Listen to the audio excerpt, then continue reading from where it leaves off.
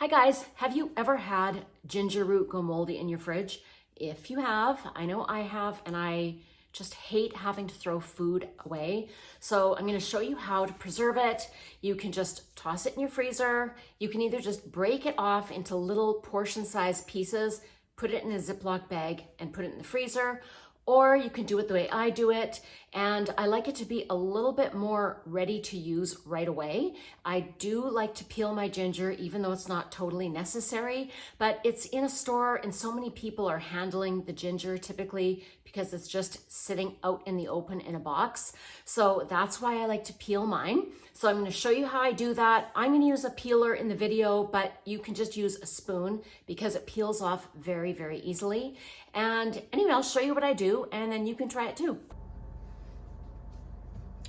Okay guys, here we go. I have a bunch of ginger. I'm gonna peel it, I'm gonna chop it, I'm gonna put it through the food processor. I'll add a little bit of water so that it is, I guess it wouldn't be a paste necessarily, but let's call it a paste just for the sake of having something to call it. I'm gonna use my super cubes to freeze it in. You don't need super cubes. You can use an ice cube tray. You can actually just have a baking sheet lined with parchment and just spoon little spoonfuls in little piles and freeze it that way. Throw it in a freezer bag and you're good. So the first thing we're gonna do is peel the ginger.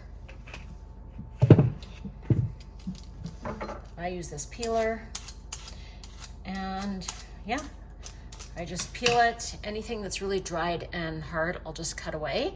So I'm gonna keep doing all of that and then I'll be back.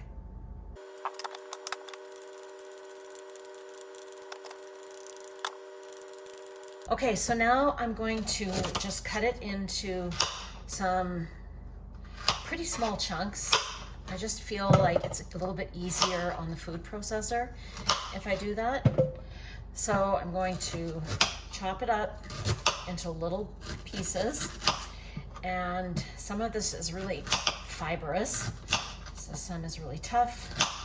So anyway, we're going to just keep chopping and then get all the little pieces in the food processor, and then I'll be back. I am now done cubing all of the ginger. So I cubed them into some pretty small pieces, probably 1/2-inch cubes. And now I'm gonna put them in the food processor. You can also add garlic to this if you want. Most of the recipes that I would be using this for would be fine with some garlic. But another thing I like the ginger for is to make tea. And so I just like to keep it really, really simple. I just blend this down and make it a ginger paste only. That way it's a little more versatile and I can use it for anything. I have some water here because I'll be adding water to this as we go, just to get it to the right consistency. I need it to kind of come together so it'll freeze properly. I don't want it in little crumbles in the ice cube tray because I don't think they'd stick together very well. So I'm going to start to process this and I'll add water as I need.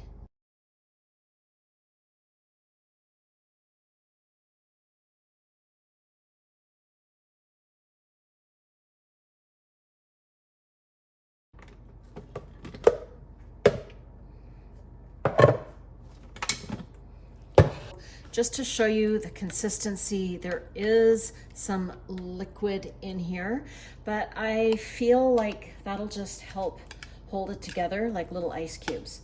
So I'm going to start filling super cube trays. All right, so here we go. I'm just going to start spooning it into the trays, and I do push it down a little bit.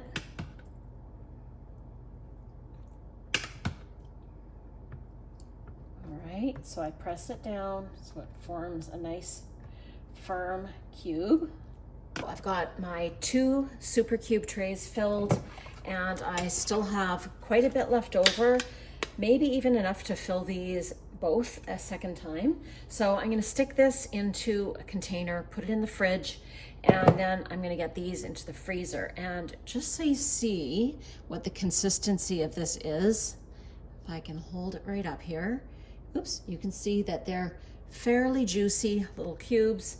I know that I think some people use oil to do this, but I find that with the water in there, I don't know if I've ever even tried it with oil, to be honest, but I like using just water because that little bit of water isn't going to hurt anything that I'm throwing these into when I'm cooking or if I'm using them for tea. And you definitely don't, well, I definitely wouldn't want a bunch of oil in my tea. So this way, keeping it really simple, I'm able to throw them all in the same freezer bag, and then I can just take them out and they're good for tea, they're good for soup, they're good for a curry or a stir fry, whatever I want to use them in. I'm going to get these into the freezer, and then in the end we'll see how many cubes we end up with.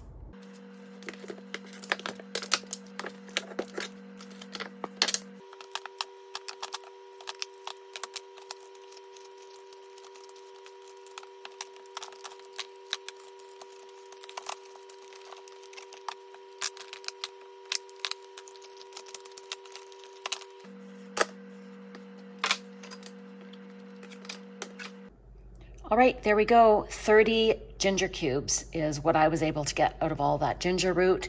And now they're in my freezer and they're super handy to grab whenever I need one.